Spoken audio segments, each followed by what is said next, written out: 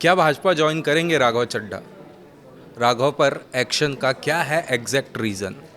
और राघव चड्ढा पर किसकी भविष्यवाणी हुई सही साबित? नमस्कार, वंदे मातरम। आप जुड़े हैं न्यूज़ 18 के डिजिटल प्लेटफॉर्म से और मैं हूं सत्यम ठाकुर। पिछले कुछ दिनों से सोशल मीडिया पर सेंसेशन बने आपके राज्यसभा सांसद राघव चड्ढा पर आपने बड़ा एक्शन लिया है। आपने उनके राज्यसभा में बोलने पर रोक लगाने के साथ सचिवालय को लेटर लिखकर पार्टी के डिप्टी लीडर के पद से हटाने का आग्रह किया है। इधर उनके साथ हुए इस बर्ताव पर राघव चड्ढा ने आम आदमी पार्टी पर निशाना साधा और कहा, मेरी खामोशी को मेरी हार मत मान लेना, मैं वो दरिया हूँ जो वक्त आने पर सैलाब बनता हूँ। हालांकि आपके इतिहास में ये पहली बार नहीं है जब उनकी पार्टी के नेता ही उनके खिलाफ आ गए हों। इससे पहले स्वाति मालीवाल और उनके भी पहले पार्टी के फाउंडर मेंबर रहे कुमार विश्वास का पार्टी से अलगाव देखने को मिला है।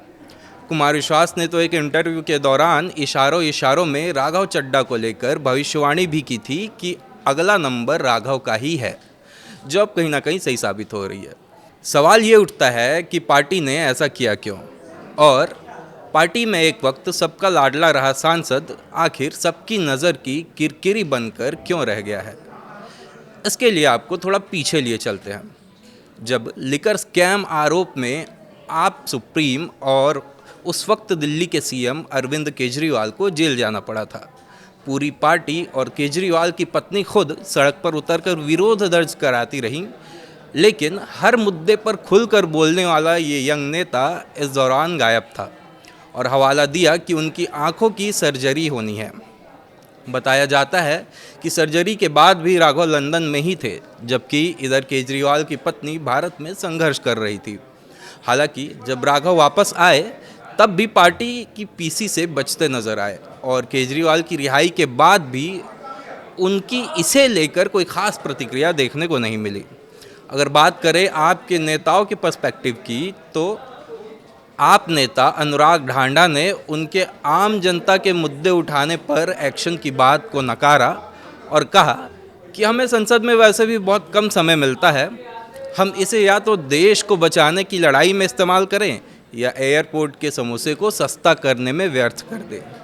वहीं दिल्ली की पूर्व सीएम आतिशी ने कहा कि राघव सिर्फ सस्ते पीआर के लिए मुद्दे उठाते हैं, और जब बंगाल में हुई घटना के खिलाफ महाभियोग को लेकर पूरा विपक्ष एकजुट हुआ तो राघव ने इस पर साइन करने से भी मना कर दिया और आज तक इस मुद्दे को लेकर उन्होंने कोई सवाल नहीं उठाया है। इस बीच राघव के भाजपा में भी शामिल होने की सुगबुगाहटें तेज रहीं। राजनीतिक गलियारे में ऐसा माना जाने लगा कि शायद अब आपका ये यंग नेता भाजपा में शामिल हो जाएगा। हालांकि इसे लेकर ना तो राघव की तरफ से कोई प्रतिक्रिया सामने आई है और ना ही भाजपा के किसी नेता की तरफ से ये कहा गया है, और ये कहना भी जल्दबाजी होगा कि वे बीजेपी को ज्वाइन कर सकते हैं। लेकिन पॉलिटिकल एक्सपर्ट्स की माने तो राघव के पास विकल्प भी बहुत कम बचे हैं, क्योंकि अगर राघव भाजपा में शामिल होते हैं तो उनके पास अपनी ही सरकार के खिलाफ कड़े सवाल उठाने का मौका शायद ना हो। इधर एक्सपर्ट्स का मानना है कि अगर वे कांग्रेस की तरफ हाथ बढ़ाते हैं तो कहीं ना कहीं उन्हें राहुल गांधी का सबऑर्डिनेट बनकर रहना पड़ेगा। ऐसे में ये सच में काफ़ी दिलचस्प होगा कि क्या वे निर्दलीय कैंडिडेट बनकर संसद में जाएंगे।